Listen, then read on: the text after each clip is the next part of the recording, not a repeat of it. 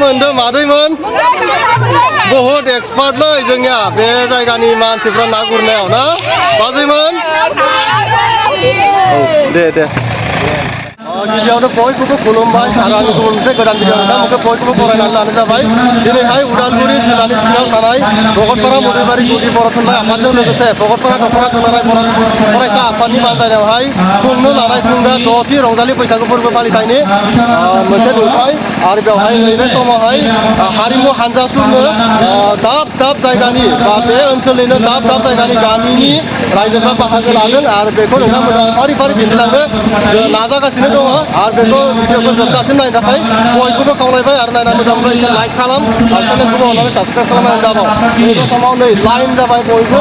हारिमु हानजा सुरनो नागिरदों उदालगुरि जिल्लानि सिङाव थानाय भगतपारा मधुबारि बर' थुनलाइ आफादजों लोगोसे भगतपारा दख'रा दुलाराय बर' फरायसा आफादनि बानजायनायावहाय गासिबो रायजो राजाफ्रा बे ओनसोलनि दाब दाब जायगानि दाब दाब गामिनि बयबो गावबा गावनि हारिमुखौ दिन्थिलांगोन आरो भिडिअखौ जोबजासिम नायलां आरो लोगोसे नैबे हाबाफारियावनो जों आवगायलांनो हारिमु हानजाफोरनो बाहागो लानो हागोन आर'नाइजों बरायनानै लानो खावलायबाय नैबे समाव सिनायथि होनो सानदों दैमालु बर' आदा मिउजिक टिचार बिथांखौबो दान्दिसे सम गावनि सिनायथिखौ लानो खावलायबाय लोगोसे बरायनायनिफ्राय गांसे आर'नाइजों बरायनानै लानो खावलायबाय साबायखर थाबाय नैबे समाव सिनायथि होनो सानदों बिनिदुल साहानि इन्सट्राक्टर बर' हारिमु आफाद बिथांखौबो दान्दिसे सम गावनि सिनायथिखौ लानो खावलायबाय आरो दख'नानिफ्राय गांसे आर'नाइजों बरायनानै लानो थाखाय खावलायहरनाय थाबाय साबायखर थाबाय नैबे समाव दिनैनि जा हारिमु हानजा सुरनाय हाबाफारि बे हाबाफारिखौ गावनि बिखौ बिमुंनि गेजेरजों बेखेवना होनो थाखाय उदालगुरि जिल्ला दुलाराय बर' फरायसा आफादनि मानगोनां लेखा लिरनाय आफादगिरि बिथाङा डाक्टार बड'सा बिथांखौ खावलायहरनाय थाबाय मधुबारि बर' थुनलाइ आफादनि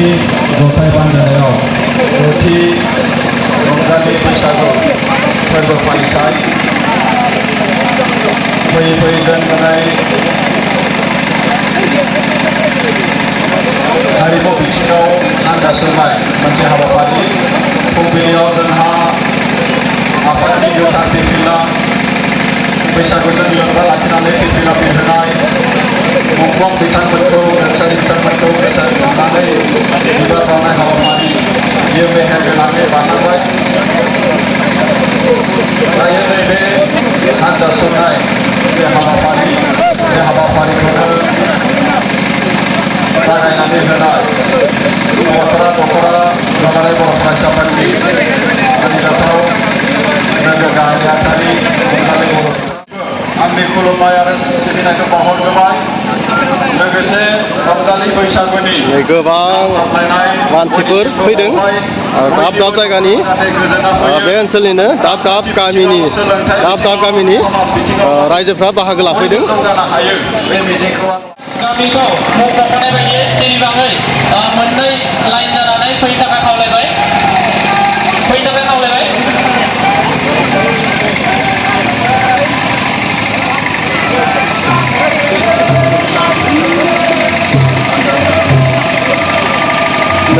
नोंथांमोना नुनो मोनदों नैबे समाव हारिमु हानजा सुरनाय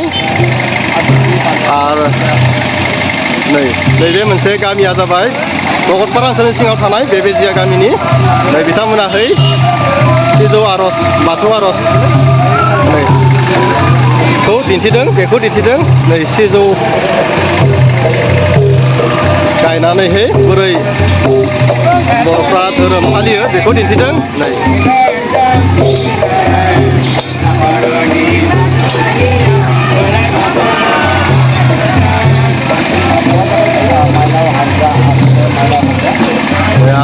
आरोबाव दङ गोबां गामिनि मानसिफ्रा फैदों बे ओनसोलनि सिङाव थानाय दाब दाब गामिनिफ्राय फैदों बे जाबाय भगतपारा हालामनि सिङाव थानाय Bogotpara Dukara Dunarai बर' फरायसा आफादनि बानजायनायाव खुंजानाय हारिमु हानजा सुरनाय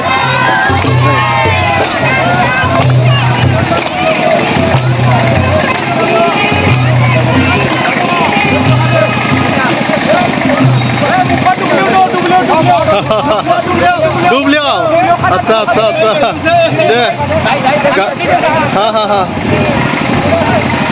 दे दे माइ गायनो जाबायना गथायानो जाबाय दे माइ गायबाय ना गायनोसो फैदों ना आच्छा नै बिथांमोना ना गुरनायमोन बिसोरो ना मोनदोंना मोनदों दसे उनाव नुगोन ना नाखौ दे नै चलो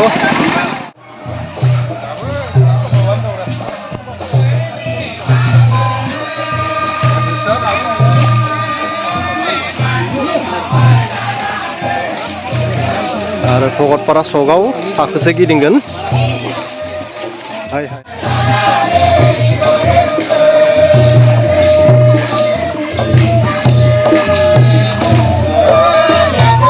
बिथांमोना बेबेजिया गामिनिफ्राय फैदों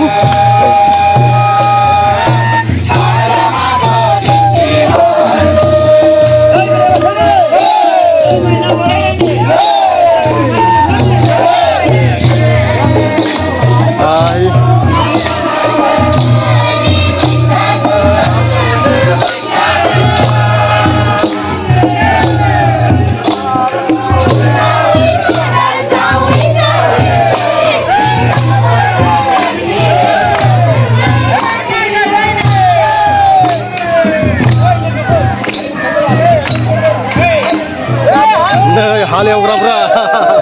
ओइ मोसौआ दुब्लियाव दिनैबा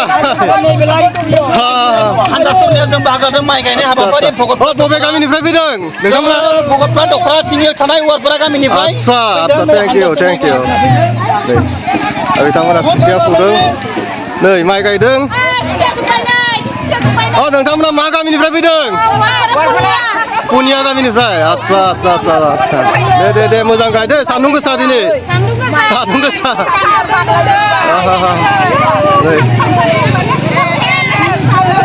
नै दै गांदो दैफोरखौ होदो ना मोनदों ना बाजैमोना गुर बबे गामिनिफ्राय फैदों नोंथांमोना केन्टिलिंगुरि केहुतुलि आच्छा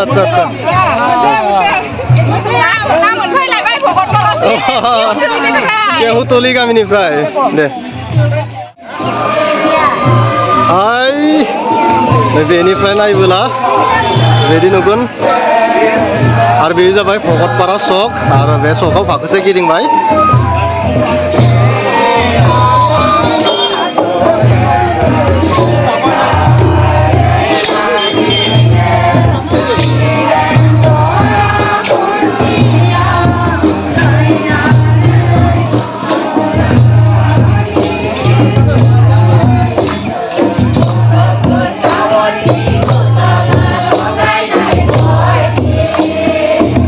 बिथांमोना कसारि पारानिफ्राय फैदों नामा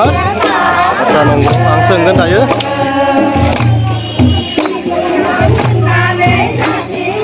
मा गामिनिफ्राय फैदों नोंसोरो वारपारा आच्छा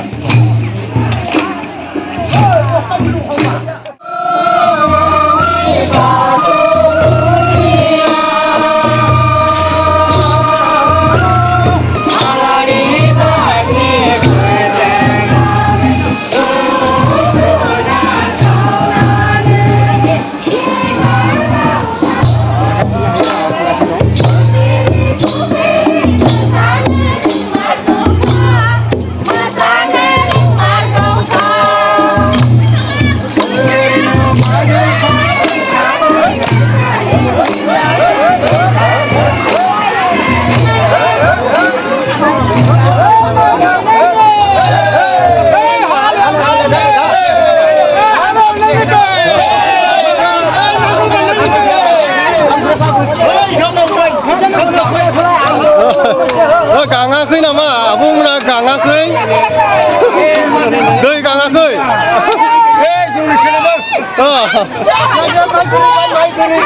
गोख्रैगाय देरि जाबाय गोबाव जाबाय माइ गायना गायदों ना गुरनाय गुरदों बेवहाय माने सोरबा माने माबायदि गायदों मा ना मोनदों रायजोफोर ना मोनदों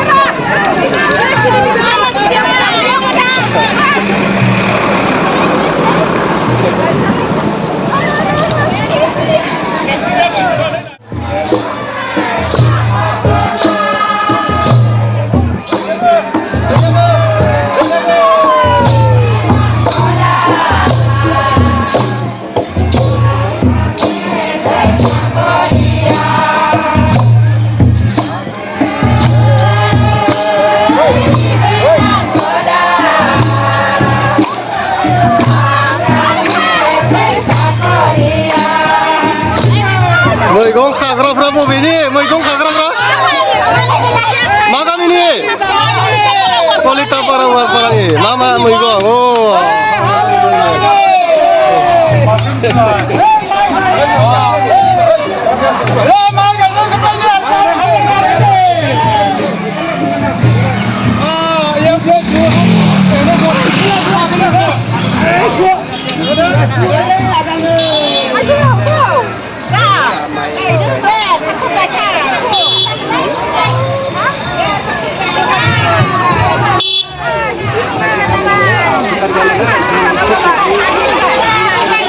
दे गायदो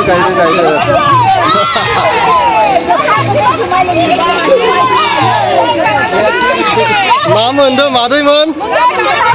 बहुत एक्सपार्टलै जोंनिया बे जायगानि मानसिफ्रा ना गुरनायाव ना बाजैमोन औ दे